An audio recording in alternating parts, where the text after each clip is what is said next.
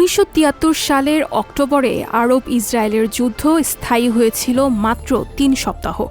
কিন্তু এই যুদ্ধ সমগ্র বিশ্ব অর্থনীতিকে নাড়িয়ে দেওয়ার পাশাপাশি ঘটিয়েছিল এক অদ্ভুত ঘটনা। আরব দেশ হওয়া সত্ত্বেও ক্যাম্প ডেভিড চুক্তিতে মিশর প্রথম ইসরায়েলের সাথে কূটনৈতিক সম্পর্ক স্থাপন করে। ইসরায়েলিদের কাছে এই যুদ্ধ ইয়ম কিপ্পুর এবং আরবদের কাছে অক্টোবর যুদ্ধ নামে পরিচিত। ১৯৬৭ সালে মিশর এবং সিরিয়া ৬ দিনের দীর্ঘায়িত যুদ্ধে তাদের হারানো অঞ্চল পুনরুদ্ধার করতে ইসরায়েলের ওপর আক্রমণ শুরু করে, যখন ইসরায়েল মিশরের সিনাই উপদ্বীপ ও সিরিয়ার গোলান মালভূমি দখল করেছিল। ইসরায়েল পশ্চিম তীর, পূর্ব জেরুজালেম, গাজাসহ ফিলিস্তিনের ঐতিহাসিক কিছু অংশ দখল করে নিয়েছিল। ফিলিস্তিনকে পুনরুদ্ধারের জন্য এগিয়ে এসে যুদ্ধে আরব বিশ্বের যে পরাজয় হয় তাকে নাকসা বলা হয়, যার অর্থ ধাক্কা বা পরাজয়।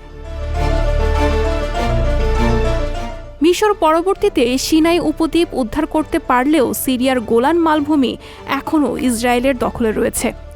এই যুদ্ধের পরবর্তী ঘটনা আরব বিশ্ব এবং মার্কিন যুক্তরাষ্ট্রের মধ্যে রাজনীতির আমূল পরিবর্তন ঘটিয়েছিল। যুদ্ধের পরিপ্রেক্ষিতে সংঘটিত হয়েছিল কিছু গুরুত্বপূর্ণ ঘটনাও। যুদ্ধে ওয়াশিংটন ইসরায়েলকে অস্ত্র সরবরাহ করায় আরব দেশগুলো দ্বারা পরিচালিত organization of petroleum exporting countries মার্কিন যুক্তরাষ্ট্রের ওপর তেলের নিষেধাজ্ঞা আরোপ করে। এই নিষেধাজ্ঞার উদ্দেশ্য ছিল ফিলিস্তিনের সমস্যা সমাধানে মার্কিন যুক্তরাষ্ট্রকে চাপে ফেলা।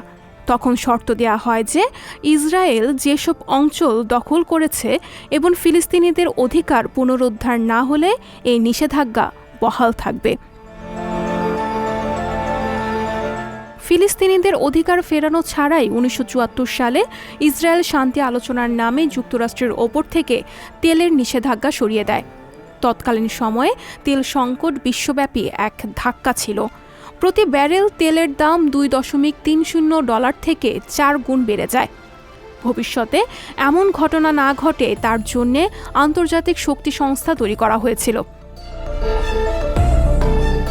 সাবেক মার্কিন প্রেসিডেন্ট জিমি কার্টার, মিশরের তৎকালীন প্রেসিডেন্ট আনোয়ার সাদাত এবং সাবেক ইসরায়েলি প্রধানমন্ত্রী মেনাচেম বেগিনের মধ্যে একাধিক শান্তি আলোচনার মধ্যস্থতা করেন। এই আলোচনা চলেছিল একটানা 13 দিনের বেশি সময় ধরে। ১৯৭৮ সালে স্বাক্ষরিত ক্যাম্প ডেভিড চুক্তির পর ইসরায়েল মিশরের সাথে কূটনৈতিক সম্পর্কের বিনিময়ে এবং সুয়েজ খালে প্রবেশের বিনিময়ে সিনাই থেকে তার বাহিনী এবং বেসামরিক লোকদের প্রত্যাহার করতে সম্মতি হয়েছিল।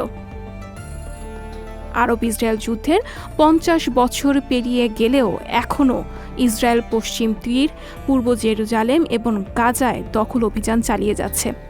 এদিকে যুক্তরাষ্ট্র গোলান মালভূমিকে ইসরায়েলের ভূখণ্ড বলেই দেখে আসছে। আন্তর্জাতিক ডেস্ক, সংবাদ প্রকাশ।